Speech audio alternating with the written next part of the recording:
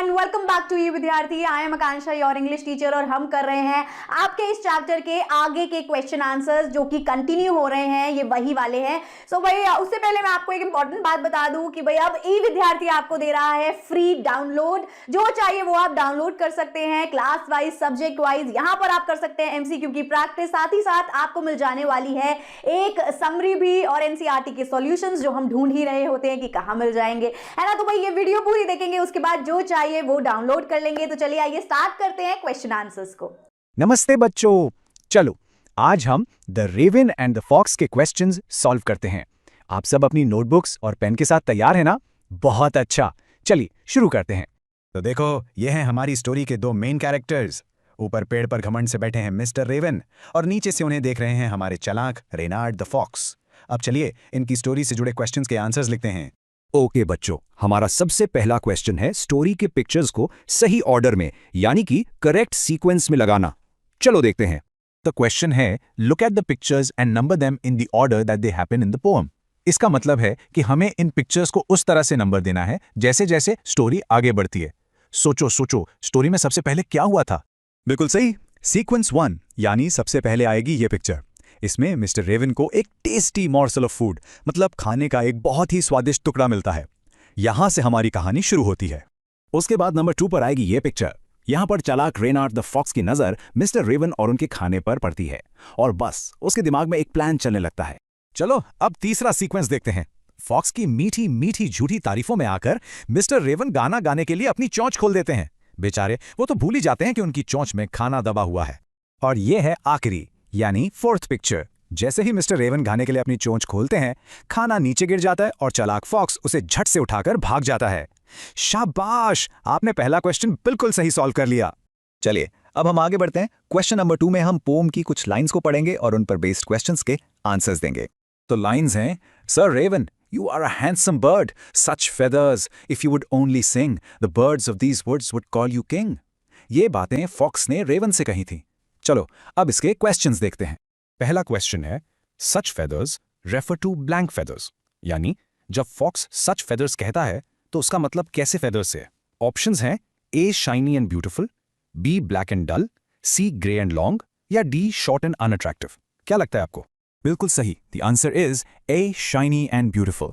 Fox raven के पंखों की तारीफ कर रहा था। उन्हें शाइनी एंड ब्यूटीफुल यानी चमकदार और सुंदर बता रहा था ताकि रेवन खुश हो जाए। ये उसकी चाल का एक हिस्सा था। अगला क्वेश्चन है why would the birds of the woods call the raven king, मतलब जंगल के बाकी पंछी रेवन को किंग यानी राजा क्यों बुलाते? सोचिए फॉक्स ने ऐसी बात क्यों कही होगी। चलिए इसका आंसर लिखते हैं। The birds of the woods would call the raven king because of his beautiful feathers and melodious voice. Reynard, the fox, was trying to praise him and make a fool of him so that he could get the food from Mr. Raven. इसका मतलब है fox ने कहा कि तुम्हारे सुंदर पंखों और मीठी आवाज की वजह से सब तुम्हें राजा कहेंगे। असल में वो उसकी झूठी तारीफ करके उसे बेवकूफ बना रहा था ताकि उससे खाना छीन सके। और इस पार्ट का तीसरा क्वेश्चन है why does the fox address the raven as sir, यानी फॉक्स ने रेवन को सर कहकर क्यों बुलाया? इसका आंसर है the fox addresses the raven as sir to flatter him and make him feel important. This was part of his plan to trick the raven. मतलब sir कहकर फॉक्स रेवन को झूठी इज्जत दे रहा था जिससे रेवन को बहुत इंपॉर्टेंट फील हो और वो घमंड में आ जाए। ये सब उसके प्लान का हिस्सा था। बहुत अच्छा, चलिए अब क्वेश्चन 2 के पार्ट बी को देखते हैं। यहां हम समझेंगे कि कैसे रेवन अपने घमंड यानी प्राइड की वजह से फॉक्स के जाल में फंस गया। चलिए पोएम की अगली लाइंस पढ़ते हैं। The raven, who did not see the joke, forgot that his voice was just a croak. He opened his beak in his foolish pride. In lines में रेवन की बेवकूफी साफ दिख रही है। इसका पहला क्वेश्चन है Why did the raven open his beak? मतलब रेवन ने अपनी चोंच क्यों खोली? ये तो बहुत आसान है ना? इसका आंसर है the raven opened his beak to sing, believing the fox's flattery that he had a beautiful voice, forgetting his voice was actually a croak. मतलब रेवन ने गाना गाने के लिए अपनी चोंच खोली क्योंकि उसे फॉक्स की झूठी तारीफ पर पूरा यकीन हो गया था। अपने घमंड में वो ये भूल ही गया कि उसकी आवाज मीठी नहीं बल्कि एक क्रोक यानी काव काव की आवाज है।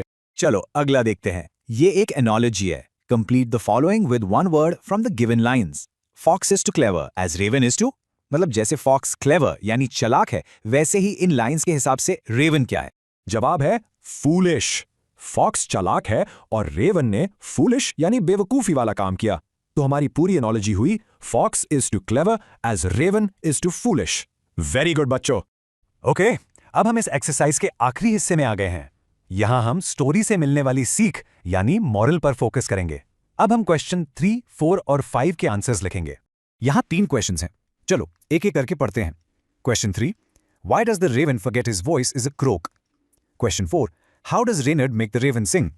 और Question 5, Why does Reynard say pride is not wise?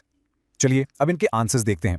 तो इनके आंसर्स हैं, क्वेश्चन 3 का आंसर है the raven forgets that his voice is just a croak because he was flattered by the fox's praise and became overly proud, losing his sense of reality. यानी झूठी तारीफ सुनकर वो इतना घमंडी हो गया कि उसे सच्चाई दिखनी बंद हो गई। अब क्वेश्चन 4 का answer, Reynard the fox makes the raven sing by flattering him and telling him that he would be the king of the birds if he sang. This inflated the raven's pride, making him want to show off his voice. मतलब fox ने उसे लालच दिया कि अगर वो गाएगा तो जंगल का राजा बन जाएगा। और क्वेश्चन 5 का answer, Reynard says that pride is not wise because it makes people blind to reality and susceptible to flattery, which can lead to their downfall, just as it did for the raven. इसका मतलब है घमंड इंसान को अंधा कर देता है, जिससे उसका नुकसान होता है, बिल्कुल रेवन की तरह। और अब आखिरी 2 सवाल। Question 6, give one reason why the teaching is quite a surprise. और क्वेश्चन नंबर 7, ये आपके लिए है, ध्यान से सुनिएगा। Imagine someone praises you too much, how would you react? सोचो अगर कोई आपकी बहुत बहुत ज्यादा तारीफ करे तो आप क्या करोगे? चलिए इनके भी आंसर्स लिख लेते हैं। आंसर 6 है, The teaching is quite a surprise because the raven realizes too late that he was tricked by the fox's flattery and that his pride led to his loss, not his gain. मतलब ये सीख इसलिए surprise है क्योंकि Raven को बहुत देर से एहसास हुआ कि उसके साथ धोखा हुआ है। और क्वेश्चन 7 का एक सजेस्टेड आंसर है, If someone praises me too much, I would remain cautious and not let it affect my judgment. While it's nice to receive compliments, it's important to stay grounded and not be swayed by excessive flattery. इसका मतलब है कि मैं सावधान रहूंगा और अपने फैसलों पर इसका असर नहीं होने दूंगा। सो आई होप आपको चैप्टर के क्वेश्चन आंसर्स अच्छे से समझ आ गए होंगे। Thank you so much for watching. फिर मिलेंगे अगली वीडियो में। Bye bye cuties. तो करना क्या है, लाइक, सब्सक्राइब एंड शेयर।